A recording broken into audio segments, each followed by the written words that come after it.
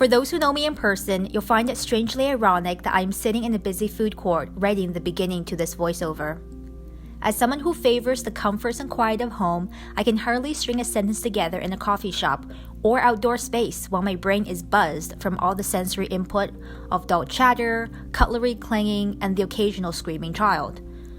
But this is what I need right now in order to function.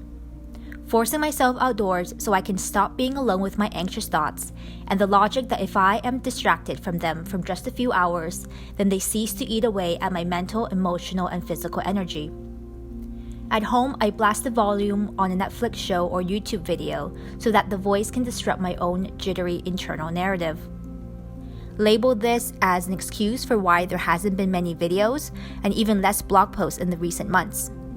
Or label this as my way to share without sharing, because I can't pull myself together enough to film in front of the camera right now. Life is really hard on the inside. Mental health has never been something I've talked about, because prior to just a few years ago, the vocabulary just simply wasn't in my life. Growing up, I had no words to describe my feelings, my worries, my apprehensions, and fears. As I walked into adulthood, the only strategy I knew was to exert stubbornness and control over every aspect I can grasp, because if everything was in my hands, then there's no logical explanation for my anxieties to exist. My family and friends would call it bossiness. I call it perfectionism. Others may label me as high maintenance. I think the real truth is I've always been a slave to my own worries in my own mind. Since starting a career as a teacher 3 years ago, my anxieties have grown exponentially. Is this what being a stable, working professional is supposed to feel like? Am I supposed to feel like this for the next couple of decades? It's just a learning curve, I try to tell myself. Things must get better down the road. It has to get better before it gets worse. Or easier. Amusingly, the teacher's thread on Reddit is probably 60% about people burning out, 30% about people wanting to quit, and 10% memes trying to diffuse the tensions of the job. Absolutely thrilling.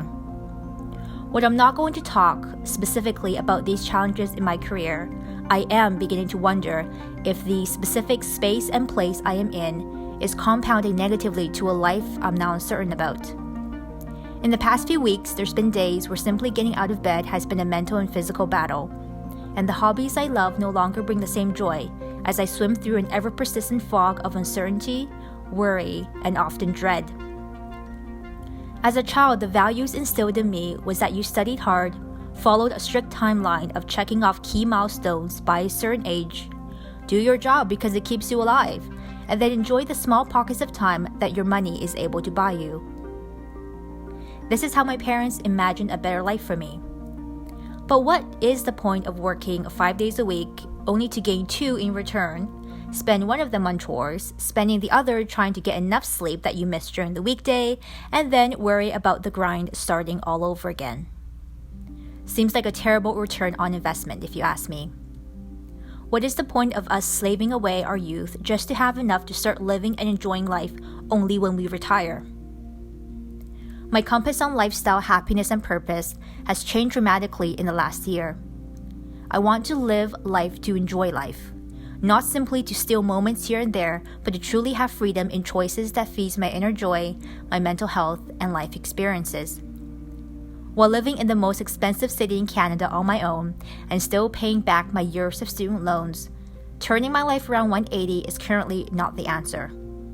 Changing my career is also probably not the answer either. However, I feel now that I have a bigger goal to work towards, and it starts with taking better care of myself in a way that I need. Not the way that my family or the internet has told me to, but to put first the things I have learned I value the most. So here's to dedicating 2020 to me, and I hope this will be your year as well.